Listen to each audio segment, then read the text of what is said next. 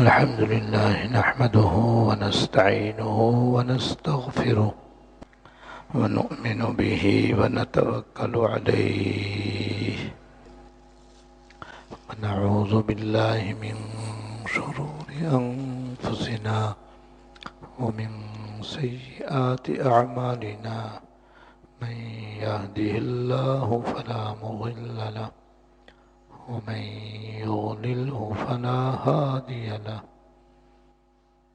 وأشهد أن لا إله إلا الله وحده لا شريك له وأشهد أن سيدنا ونبينا ومولانا محمدا عبده ورسوله صلى الله تعالى عليه وعلى آله وأصحابه وبارك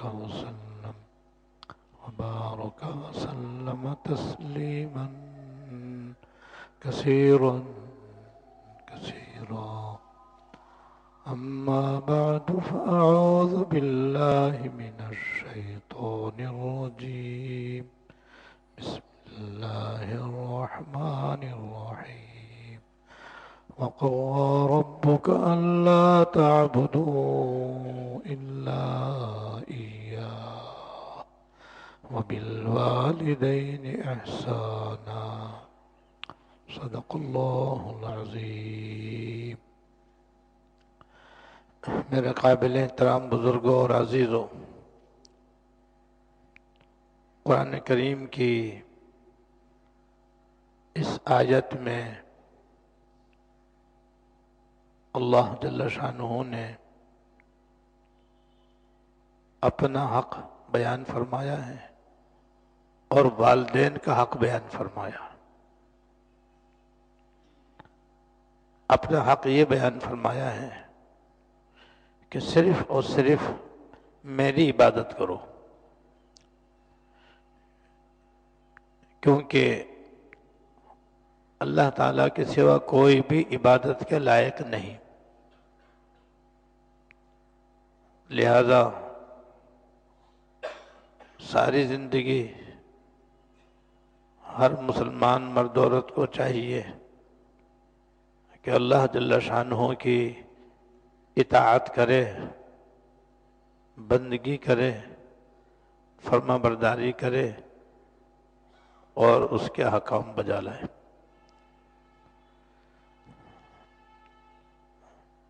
اور بھی اللہ جل شانہ کے جتنے حقوق ہیں ان سب کو ساری زندگی ادا کرتا رہے. اس کے بعد اللہ تعالیٰ نے والدین کا حق ادا کرنے کے لیے حکم دیا ہے اور اس میں فرمایا ہے کہ والدین کے ساتھ اچھا سلوک کرو.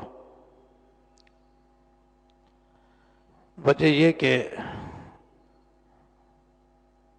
اللہ تعالیٰ نے اپنے حقوق بھی بیان فرمائے ہیں اور مقرر فرمائے ہیں، اور بندوں کے حقوق بھی بیان فرمائے ہیں اور مقرر فرمائے ہیں. دین ان دونوں قسم کے حقوق ادا کرنے کا نام ہے. اگر کوئی صرف اللہ تعالیٰ کے حقوق ادا کرے اور بندوں کے حقوق ادا نہ کرے تب بھی کافی نہیں ہے، اور اگر کوئی بندوں کے حقوق ادا کرے اللہ تعالیٰ کے حقوق ادا نہ کرے تب بھی کافی نہیں ہے، یعنی نجات کے لیے کافی نہیں ہے. نجات کا دار و مدار دونوں کے حقوق ادا کرنے پر ہے. اور بندوں کے حقوق میں رسول اللہ صلی اللہ علیہ وسلم اور انبیاء علیہ السلام کے بعد کسی مسلمان پر سب سے بڑا حق اس کے والدین کا ہے، جس میں سے ایک اہم حق اس آیت میں اللہ پاک نے بیان فرما دیا ہے جو بہت جامع حق ہے۔ فرمایا وبالوالدین احسانا، اور والدین کے ساتھ اچھا سلوک کرو، اچھا برتاؤ کرو، ان کی خدمت کرو، جائز امور میں ان کی اطاعت کرو، اور ان کی خدمت کر کے ان کا دل خوش کرو۔ تو یہ اچھا سلوک کرنے کا اللہ پاک نے اس آیت میں حکم دیا ہے، لہذا ان کے ساتھ بدسلوکی کرنا، بدتمیزی کرنا، جائز امور میں ان کا کہنا نہ ماننا، یا اس سے بڑھ کر ان کو ستانا، برا بھلا کہنا، معاذ اللہ ان کو مارنا، یا کسی طرح سے بھی ان کو ستانا، یہ حرام اور ناجائز ہے۔ جیسے شرک کرنا حرام ہے، چوری کرنا حرام ہے، ناحق کسی کو قتل کرنا حرام ہے، ماں باپ کو ستانا بھی حرام ہے۔ ایک حدیث میں ہے، آپ نے فرمایا میں کیا تم کو اکبر الکبائر نہ بتلاؤں، یعنی کبیرہ گناہوں میں بھی بڑا گناہ۔ ایک تو گناہ صغیرہ ہوتے ہیں، وہ چھوٹے گناہ کہلاتے ہیں، چھوٹے گناہ کے مقابلے میں بڑے گناہ ہیں، جیسے نماز نہ پڑھنا، زکوٰۃ نہ دینا، جھوٹ بولنا، غیبت کرنا، یہ سب کبیرہ گناہ کہلاتے ہیں۔ اور بعض گناہ ایسے ہیں جو کبیرہ گناہوں میں بھی بڑے گناہ ہیں، انہیں کہتے ہیں اکبر الکبائر، کبیرہ گناہوں میں بھی زیادہ بڑے گناہ۔ اور پھر فرمایا وہ 3 گناہ ہیں، پھر فرمایا وہ 3 گناہ ہیں۔ جب آپ نے پوچھا میں تم کو اکبر الکبائر بتلاؤں، تو صحابہ نے عرض کیا حضور ضرور بتائیے۔ تو آپ نے 3 بڑے بڑے گناہ بیان فرمائے جو کبیرہ گناہوں میں بھی زیادہ بڑے گناہ ہیں۔ ایک تو اللہ تعالیٰ کی ساتھ کسی کو شریک کرنا، یعنی اللہ تعالیٰ کے علاوہ کسی اور کو بھی لائق عبادت سمجھ کر اور مان کر اس کو بھی اللہ تعالیٰ کی خدائی میں شریک کرنا، اسے کہتے ہیں الاشراک باللہ، اللہ تعالیٰ کے ساتھ کسی کو شریک کرنا، کہ جیسے اللہ تعالیٰ عبادت کے لائق ہے، اللہ تعالیٰ کے علاوہ فلاں بھی لائق عبادت ہے۔ جیسے کفار مکہ کا عقیدہ تھا کہ وہ اللہ تعالیٰ کو بھی مانتے تھے، لیکن اللہ تعالیٰ کے ساتھ ساتھ بتوں کو بھی اللہ تعالیٰ کے ساتھ شریک کرتے تھے۔ تو یہ ہے اکبر الکبائر میں سے، اللہ تعالیٰ کے ساتھ شرک کرنا یہ اکبر الکبائر میں سے ہے۔ دوسرے، والدین کی نافرمانی کرنا، والدین کو ستانا، ان کو ایذا و تکلیف پہنچانا، یہ بھی اکبر الکبائر میں سے ہے۔ کبیرہ گناہوں میں بھی یہ بڑا گناہ ہے۔ تیسرے، جھوٹی گواہی، جھوٹی گواہی دینا، یہ بھی اکبر الکبائر میں سے ہے، حرام ہے اور ناجائز ہے۔ اور ایک روایت میں جھوٹ بولنا، جھوٹی بات کہنا۔ اب جھوٹی قسمیں کھانا بھی ہمارے معاشرے میں عام ہے، جھوٹ بولنا بھی ہمارے معاشرے میں بے انتہا عام ہے۔ بازاروں کے اندر بھی بیچنے والے خریدنے والے بیشتر جھوٹ سے کام لیتے ہیں۔ جھوٹ، دھوکہ، فریب، ملاوٹ عام ہے، کم تولنا کم ناپنا عام ہے۔ تو جھوٹ کا گناہ بھی بے انتہا عام، اور عدالتوں میں جھوٹی گواہیاں دینا کوئی معنی ہی نہیں رکھتا، یعنی اسی کوئی حیثیت ہی نہیں ہے بے دھڑک بے خوف و خطر جھوٹی گواہیاں دے دی جاتی ہیں، جھوٹے بیانات دے دیے جاتے ہیں، تو عدالتیں بھی ہماری جھوٹی گواہیوں سے، جھوٹ سے بھرے ہوئے ہیں۔ ایسی گھر گھر نافرمان اولاد سے بھرے ہوئے ہیں۔ 100 میں سے بمشکل ایک گھر ایسا ملے گا جہاں پر اولاد اپنے ماں باپ کا حق ادا کرنے والی ہوگی اور ماں باپ کے ساتھ اچھا سلوک کرنے والی، ان کی خدمت کرنے والی ہوگی، ورنہ تو گھر گھر ہمارے نافرمان اولاد سے، گستاخی کرنے والی اولاد سے بھرے ہوئے ہیں۔ آپ مسلمان جانتے نہیں کہ بھی ماں باپ کا بھی کوئی مقام ہے، ماں باپ کا بھی کوئی درجہ ہے، ان کی بھی کوئی حیثیت ہے، ان کو عام آدمی کی طرح سمجھتے ہیں، عام آدمی کی طرح سمجھتے ہیں، اور عام آدمی کی طرح سمجھ کر کے ان کے ساتھ ویسے ہی طرز عمل اختیار کرتے ہیں، جبکہ اللہ تعالیٰ نے اپنی عبادت کے ساتھ ماں باپ کا حق ادا کرنے کا حکم دیا ہے۔ اس سے والدین کی عظمت معلوم ہوتی ہے، ان کی بڑائی معلوم ہوتی ہے، ان کی بزرگی معلوم ہوتی ہے، اور ماں باپ پر بھی ضروری ہے کہ وہ اپنی اولاد کا صحیح حق ادا کریں۔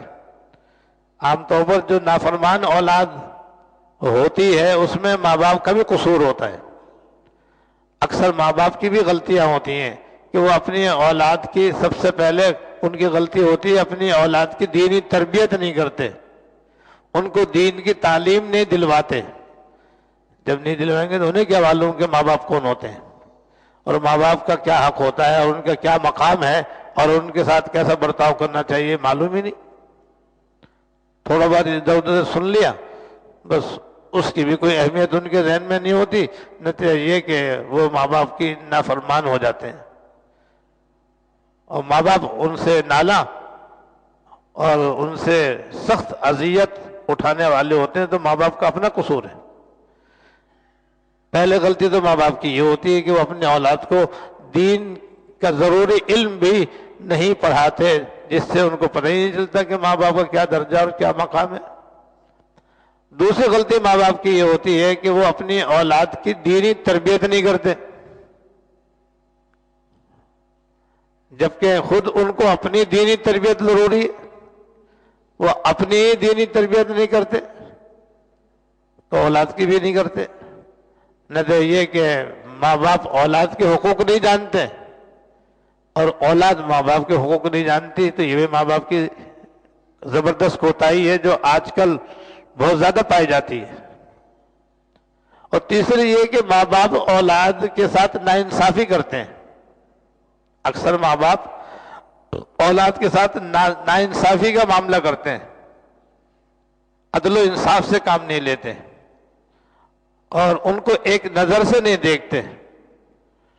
بس کوئی لاڈلا ہے تو دوسرا کوئی غیر لاڈلا ہے، ایک سے محبت زیادہ ہے دوسرے سے محبت کم ہے، اسی حساب سے پھر معاملہ بھی ہو رہا ہے کہ جس سے محبت ہے اس کے لیے ساری مراعات ہیں اور جس سے محبت نہیں ہے اس کے لیے کوئی سہولت نہیں ہے۔ ماں باپ ناانصافی بھی کرتے ہیں، اور یہ وقت نہیں ہے تفصیل بتلانے کا کہ کس کس طریقے سے آج کل کے اکثر ماں باپ اپنے اولاد پر ظلم کرتے ہیں۔ تو جب ماں باپ ظلم کریں گے تو اولاد فرما بردار کہاں سے ہو جائے گی؟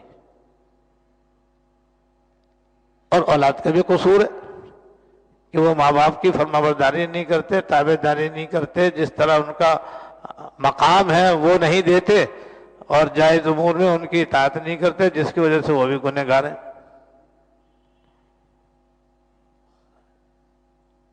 ماں باپ کا تو یہ درجہ ہے کہ تین آدمی ایسے ہیں کہ ان کی دعا رد نہیں ہوتی، ان کی دعا ضرور قبول ہوتی ہے۔ تین آدمی ایسے ہیں کہ ان کی دعا ضرور قبول ہوتی ہے، حدیث میں ہے کہ ان کے دعا کے قبول ہونے میں کوئی شک نہیں ہے۔ سبحان اللہ۔ نمبر 1 والدین کی دعا اولاد کے حق میں ضرور قبول ہوتی ہے۔ نمبر 2 مسافر مسافر کی بات ضرور قبول ہوتی ہے. جو آدمی سفر میں ہو اور اللہ تعالیٰ سے گر گڑا کے دعا کرے تو اللہ تعالیٰ رد نہیں فرماتے. مسافر کی دعا ضرور قبول ہوتی ہے.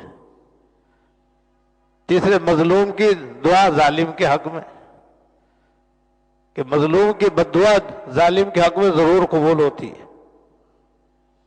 تو ماں باپ کا تو یہ درجہ ہے کہ وہ اگر اپنی اولاد کے حق میں دعا کریں تو اللہ تعالیٰ رد نہیں کرتے ہیں، اسے قبول فرماتے ہیں.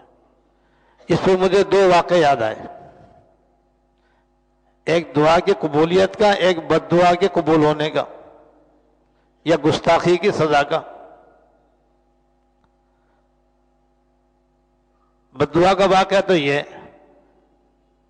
کہ حضرت حوشب رحمت اللہ علیہ، حضرت حوشب رحمت اللہ علیہ فرماتے ہیں کہ میں سفر میں تھا اور دوران سفر میں ایک قبیلے کے یہاں جا کر مہمان ہو گیا اور ان کے یہاں پر مہمان بن گیا. اس قبیلے کے قریب ایک قبرستان بھی تھا. جس کمرے میں ٹھہرا ہوا تھا اس کی ایک کھڑکی قبرستان کی طرف کھلتی تھی.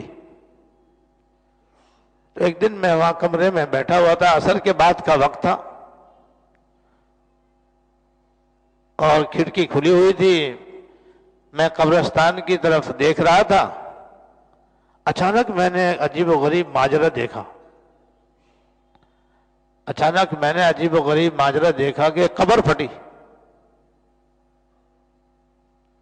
اور اس میں سے گدھے کی گردن نکلی.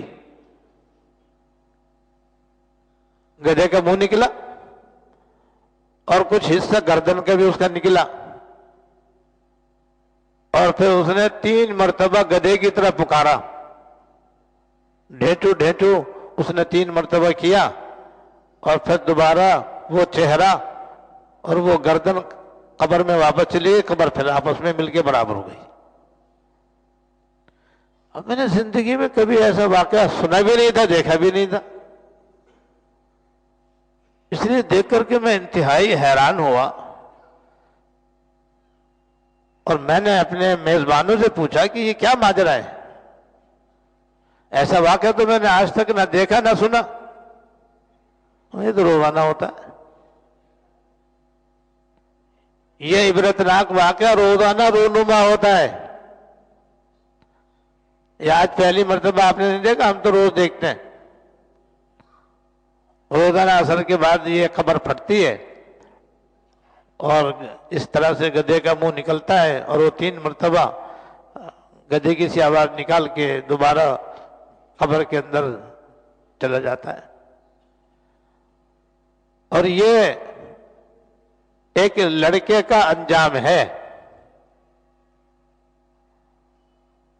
اور پھر انہوں نے اس کی حقیقت بیان کی کہ ایک بڑی بھی تھی ہمارے قبیلے میں، ہمارے خاندان میں ایک بڑی بھی تھی. وہ بڑی عابدہ زاہدہ، بڑی پارسا اور اللہ والی تھی. اس کا ایک بیٹا تھا انتہائی شرابی کبابی. بہت زیادہ وہ شراب پیا کرتا تھا اور شرابی آدمی شراب پینے کے بعد ہول فول بھی بکتا ہے، غیر شریفانہ حرکتیں کرتا ہے. اللہ بچائے. اس لیے شراب حرام ہے. یہ تمام برائیوں کی جڑ ہے. شراب ام الخبائث میں سے ہے، یعنی ساری برائیوں کی جڑ اس کے اندر پائی جاتی ہے. جو شراب پیے گا ایک نہیں ہزاروں گناہوں کے اندر وہ مبتلا ہوگا. تو وہ ہول فول بکتا ہے. تو جب وہ شراب پیتا اور ہول فول بکتا تو اس کی والدہ کو بڑی تکلیف ہوتی تھی. جب وہ ذرا ہوش میں آتا تو اس کی والدہ اس کو سمجھاتی تھی کہ بیٹا شراب تو اسلام کے اندر بالکل حرام ہے، قطعاً ناجائز ہے، گناہ کبیرہ ہے. بیٹا تو اس سے بچ، ساری برائیوں کی تو جڑ ہے. سمجھاتی تھی. تو کہتا ہاں تو گدھے کی طرح مجھے منع کرتی رہتی ہے. جب بھی اس کی ماں اس کو سمجھاتی وہ یہ کہتا تھا تو گدھے کی طرح مجھے میرے پیچھے پکارتی رہتی ہے، مجھے منع کرتی رہتی ہے۔ تو جس دن اس کا انتقال ہوا ہے، عصر کا وقت تھا، بس اب دفنانے کے بعد سے روزانہ اس کا یہی حال ہے کہ اس نے اپنی ماں کو تو کہا تھا کہ تو گدھے کی طرح مجھے منع کرتی ہے، اب اسی کا یہ حال ہو گیا کہ روزانہ قبر پھٹتی ہے، اس کے بیٹے کا یہ چہرہ قبر سے باہر نکلتا ہے اور گدھے کی طرح 3 مرتبہ وہ پکار کر کے دوبارہ گدھے قبر کے اندر چلا جاتا ہے۔ یہ اس کا بیٹا ہے۔ ماں کی گستاخی کرنے کا اور اس کی بد دعا کا یہ انجام ہے۔ اندازہ کرو، سبق لینا چاہیے، عبرت لینی چاہیے کہ جو اپنے ماں باپ کو ستائے گا، ان کو ایذا پہنچائے گا، ان کو تکلیف پہنچائے گا، ایسا بھی انجام ہو سکتا ہے، اس کا ایسا بھی انجام ہو سکتا ہے۔ یہاں تک حکم ہے کہ اگر والدین واقعات ظلم بھی کریں، یہاں تک حکم ہے کہ اگر کسی اولاد پر اس کے ماں باپ زیادتی کریں، ظلم کریں، تب بھی برداشت کرے، ان کی گستاخی نہ کرے، بدتمیزی نہ کرے، ان کے ظلم کا جواب ظلم سے نہ دے، صبر و تحمل سے گوارا کرے اور برداشت کرے۔ یہ تو بد دعا کا انجام ہو گیا اور ماں کی گستاخی کرنے کا نتیجہ نکلا۔ اب دعا کا بھی سن لو۔ یہ حضرت موسیٰ علیہ السلام کے زمانے کا واقعہ ہے اور بنی اسرائیل کا واقعہ ہے۔ ایک دفعہ موسیٰ علیہ السلام نے اللہ تعالیٰ سے دعا کی کہ یا اللہ، جنت میں میرا کون ساتھی ہوگا مجھے بتا دیجئے، جنت میں میرا کون ساتھی ہوگا، میرا رفیق جنت کون ہوگا مجھے وہ بتا دیجئے۔ اللہ تعالیٰ نے دعا قبول فرما لی اور فرمایا کہ بازار میں جو فلاں قصائی ہے جو گوشت بیچتا ہے وہ تمہارا جنت میں تمہارا ساتھی ہے۔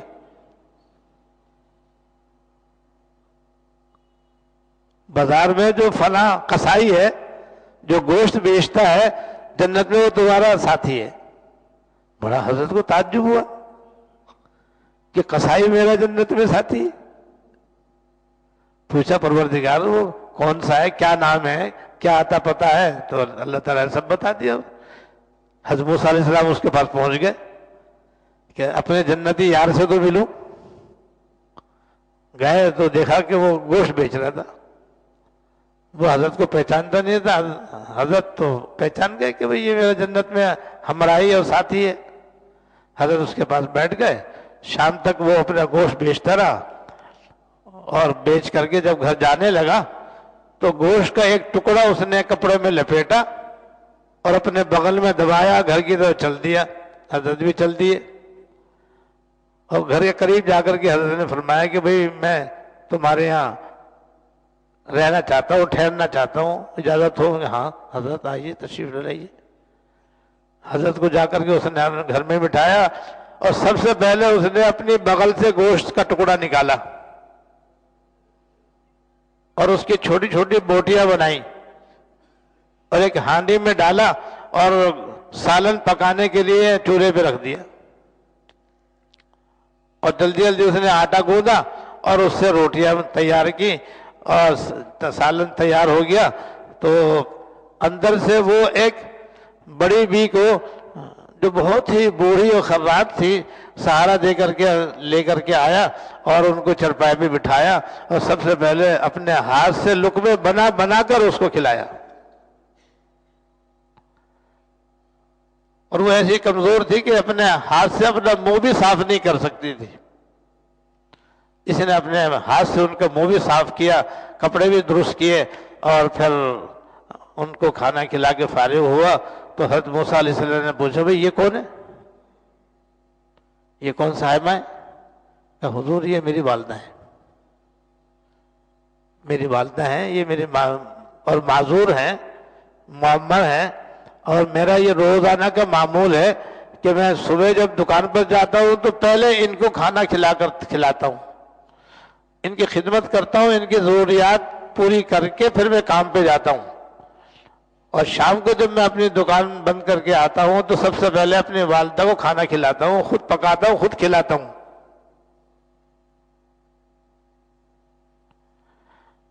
اس کے بعد موسیٰ علیہ السلام نے دیکھا کہ جب وہ کھانا کھلا کے فارغ ہوا تو وہ کچھ بڑبڑانے لگی، کچھ بولنے لگی جو سمجھ میں نہیں آ رہا تھا۔ پوچھا یہ کیا کہہ رہی ہیں؟ کہہ رہی تھی تو روزہ نہیں کہتی ہیں۔ کیا کہتی ہیں؟ کہتی ہیں کہ اے اللہ، یہ ایسا میرا تابع دار اور فرما بردار بیٹا ہے کہ یا اللہ اس کو موسیٰ علیہ السلام کا جنت میں ساتھی بنا دے۔ اللہ، یا اللہ آپ اس کو موسیٰ علیہ السلام کا ساتھی بنا دیجیے۔ حضرت موسیٰ علیہ السلام سمجھ گیا کہ جنت میں میرے ساتھی کیوں بنا ہے؟ ماں کی دعا کی بدولت، اور ماں کی یہ دعا لگی ہے خدمت کی بدولت۔ جو خدمت کرے گا تو ماں جو اس کو اچھی دعا دے گی وہ لگ جائے گی، وہ ان کو لگ گئی۔ اور اللہ تعالیٰ نے کسائی کو اور گوشت بیچنے والے کو حضرت موسیٰ علیہ السلام جو جلیل القدر پیغمبر ہیں جنت میں ان کا ساتھی بنا دیا۔ تو ماں باپ کی بڑی عظمت ہے، بڑا ان کا ادب ہے، بڑا ان کا مقام ہے۔ لہذا آج سے ہم لوگ یہاں سے یہ سبق لے کر کے اٹھیں کہ اگر ہمارے والدین زندہ ہیں تو ان کے مرتے دم تک ان کی ہر طرح سے خدمت کرنی ہے، جائز امور میں ان کی تابع داری کرنی ہے۔ اگر ان کی طرف سے تکلیف بھی پہنچے تو برداشت ہی کرنا ہے، ان کے ساتھ بدتمیزی نہیں کرنی، ان کو کڑک جواب نہیں دیا جا سکتا۔ جب قرآن شریف میں اللہ تعالیٰ نے فرما دیا اف بھی مت کہو تو اس سے بڑھ کر اور کیا بات ہو سکتی ہے؟ لیکن اف تک نہ کہو جس سے ان کو تکلیف پہنچے۔ اگر زندہ ہے تو بس ان کے ساتھ جائے، بے شک انہوں نے زیادتی کی ہو، بے شک انہوں نے آپ کے حقوق ادا نہ کیے ہوں، بے شک انہوں نے آپ کے ساتھ ناانصافی کی ہو، پھر بھی آپ برداشت کرو، کیونکہ وہ ماں باپ ہیں آپ کے۔ ان کا ایک ہی احسان ایسا ہے کہ ساری زندگی آپ اس کا حق نہیں ادا کر سکتے، باقی احسانات الگ ہیں۔ والدین کا ایک ہی احسان اولاد پر ایسا ہے کہ اولاد ساری زندگی اس کا بدلہ نہیں دے سکتی اپنے ماں باپ کو، باقی احسانات تو الگ ہے۔ وہ احسان یہ ہے کہ ہمارے دنیا میں آنے کا وہ ذریعہ ہے۔ اگر ماں باپ نہ ملتے ہم کبھی بھی دنیا میں نہ آتے۔ یہ ہمارا دنیا میں وجود ایک عظیم نعمت ہے، یہ عظیم نعمت ہے یہ، کیونکہ اس کے بغیر آخرت میں نہ جنت ہے نہ جہنم ہے۔ وجود میں آئیں گے، ایمان لائیں گے، تابع داری کریں گے، احکام بجا لائیں گے تو جنتی ہیں، کفر اختیار کریں گے تو دوزخی ہیں۔ تو وجود کے بغیر کچھ نہیں ہے، اور اس کا ذریعہ ماں باپ ہیں، تو لہذا ماں باپ کا یہ احسان بہت بڑا ہے کہ وہ ہمارے وجود میں آنے کا ذریعہ ہے، ورنہ ہم وجود میں ہی نہ آتے۔ اس لیے حدیث میں ہے کوئی شخص بھی اپنے ماں باپ کے احسان کا بدلہ نہیں دے سکتا، یہ بھی حدیث سے ثابت ہے۔